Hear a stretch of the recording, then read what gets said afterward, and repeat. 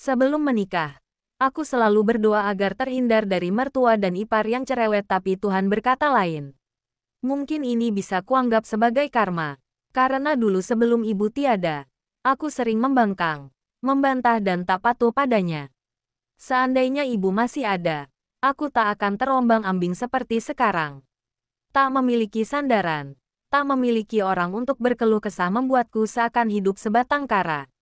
Padahal aku memiliki suami, masih punya seorang ayah dan bahkan mempunyai saudara perempuan.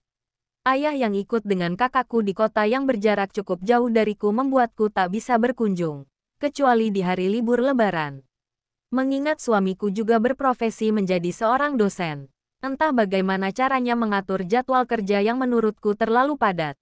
Memiliki usaha di bidang properti sekaligus dosen di kampus bergengsi. Pantas saja, guratan lelah setiap hari menghiasi wajahnya. Aku membuka koper, memasukkan barang-barangku ke dalam lemari. Hari ini kami resmi pindah ke rumah Mas Agung. Rumah yang tak terlalu besar tapi membuatku lebih nyaman dibanding rumah mewah yang berisikan orang-orang toksik. Aku memilih tas satu kamar dengan Mas Agung. Meski awalnya ia menolak, tetapi aku bersikeras untuk tidur di kamar terpisah. Ia mengikuti mauku dengan terpaksa.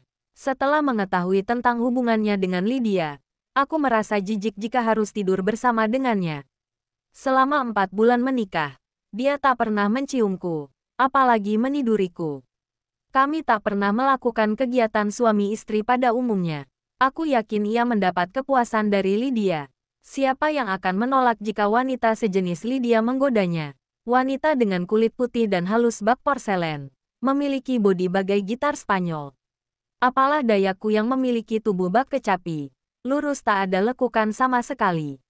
Bahkan lemak pun enggan menetap di tubuhku. Aku lapar. Mas Agung tiba-tiba menjulurkan kepalanya di pintu kamarku. Nada bicaranya yang terdengar manja membuat keningku berkerut. Mengapa jika denganku dia berbeda? Kata kerabat yang sering berkunjung ke rumah mertuaku. Mas Agung terkenal cuek dan tak ekspresif. Lalu mengapa lelaki jangkung itu selalu manja padaku? Aku segera berdiri dan beralih ke dapur. Untung saja kami sudah berbelanja bahan makanan sebelum ke sini. Rumah Mas Agung cukup bersih meski tak dihuni. Sebab setiap hari Minggu ada pekerja yang selalu datang untuk membersihkan rumah. Peralatan rumah yang lengkap membuatku bersemangat untuk memasak. Aku akan membantumu mencuci beras. Ia memotong ujung karung dan mengambil beras menggunakan gelas yang berukuran besar. Aku menggeleng. Mas, cara buka karung beras nggak dipotong seperti itu. Cukup tarik benangnya saja. Aku mengambil potongan karung dan menarik benangnya untuk memberinya contoh. Sama-sama terbukakan. Malah lebih cepat jika dipotong atau digunting. Ujarnya. Membuatku memutar bola mata jengah. Aku mendecakkan lidah. Kan karungnya bisa dipakai lagi buat simpan sampah kering. Ya kan kita punya kantong sampah Ra. Ngapain pakai karung bekas? Tanyanya dengan air muka heran. Iyain aja deh Mas. Nggak akan ada kata lumayan di otak Mas yang terlahir dengan sendok emas. Seperti pasangan yang harmonis bukan? Aku pun kerap heran melihat tingkah kami. Kadang seperti pasangan sesungguhnya. Kadang pula bagai pasangan palsu. Aku bingung dengan sifat Mas Agung. Kadang baik. Kadang manja, kadang pula memberiku banyak perhatian. Sering kali aku dibuat terlena dan terbuai akan segala bentuk perhatiannya. Namun, lagi-lagi realita menamparku. Kenyataan bahwa ia sering bertemu dengan Lydia menyadarkanku bahwa Mas Agung bukanlah milikku seutuhnya. Apakah ia baik padaku hanya untuk menebus dosa yang telah ia lakukan? Bagaimana skripsimu? Tanyanya sambil memasukkan panci ke dalam rice cooker. Besok aku akan ke kampus untuk merevisi lagi. Balasku tanpa melihat wajahnya. Lagi, sudah berapa kali kau merevisi skripsimu?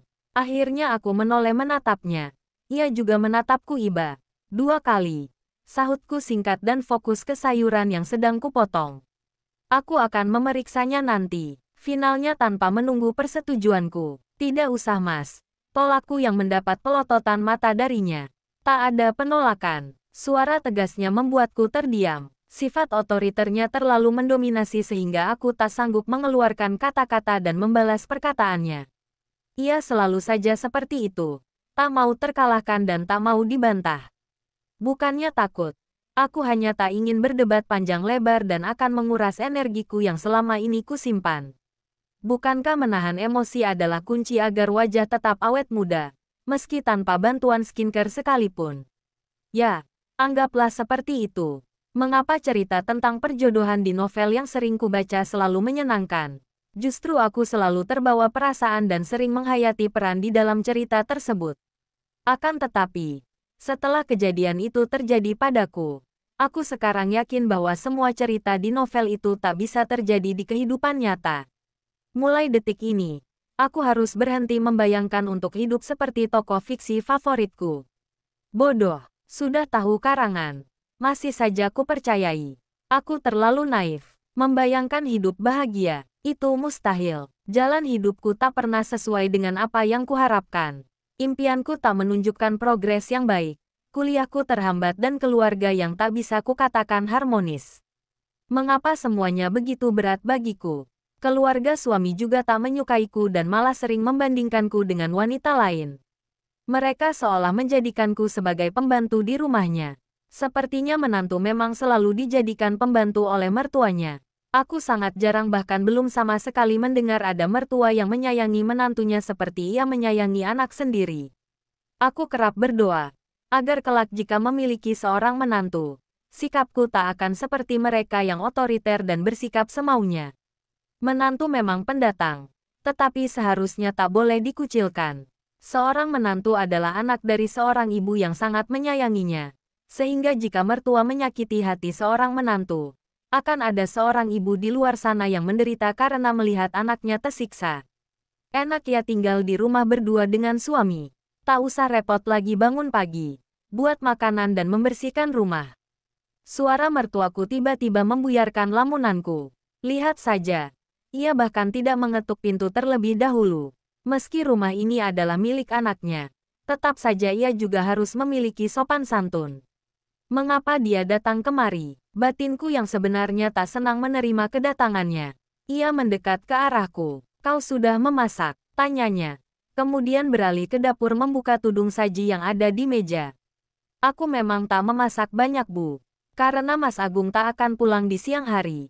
Jelasku saat kulihat matanya menyipit melihat makanan yang terbilang seadanya. Hanya telur dadar dan sambal terasi kesukaanku. Ia melipat kedua lengan di dada dan menatapku dengan tatapan menyala. Kau memberinya makanan seperti ini?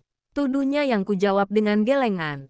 Apakah kau sengaja memaksanya untuk pindah agar bisa bersantai dan menikmati uang anakku? Ibu Maya kembali berteriak. Ia melotot padaku. Urat-urat lehernya menyembul membuktikan jeritan 8 oktavnya sudah keluar. Ini hanya untuk kubu, ujarku untuk menenangkannya. Aku tak ingin mendengar lengkingan suaranya yang berisiko memecahkan gendang telingaku.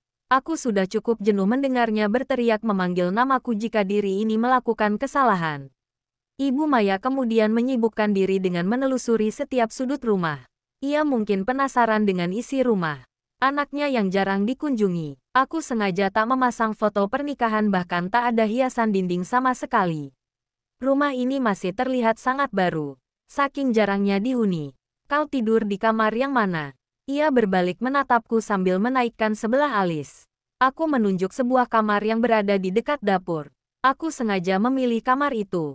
Jika rasa lapar menyerang di malam hari, aku hanya butuh beberapa langkah saja untuk sampai di kulkas yang penuh dengan bahan makanan. Menikah dengan orang kaya yang tak pelit dalam urusan makanan adalah rezeki bagiku yang memang sedang membutuhkan banyak nutrisi untuk perkembangan otak dan mentalku. Baguslah, kau tak satu kamar dengan Agung. Aku tidak ingin perutmu membesar akibat mengandung darah daging anakku. Aku tak tega melihatnya memiliki anak darimu. Ia bergidik ngeri. Terlihat jijik membayangkan akan mendapat cucu dari rahimku. Wajahku sudah memanas, menahan emosi yang sejak tadi berakar. Telingaku seakan menyembulkan asap dan otakku serasa mendidih mendengar penghinaan darinya. Jantungku sudah memompa dengan kencang. Bahkan napasku sepertinya sudah memburu. Berkali-kali kuhembuskan napas dan mengerjapkan mata, bersiap untuk mengeluarkan amunisi yang kuharapkan bisa membuatnya berhenti mengusik dan berkata kasar lagi. Aku juga tak ingin jika anakku kelak memiliki nenek seperti Anda. Balasku tak kalah pedasnya. Bukan aku yang memulai. Aku hanya memberikan sebuah perlawanan. Malaikat tak akan mencatatnya bukan? Aku tak ingin dicap durhaka pada orang tua. Tunggu, bukan hanya anak yang bisa durhaka. Orang tua juga bisa durhaka pada anak kan? Apalagi pada menantu. Dasar menantu kurang ajar.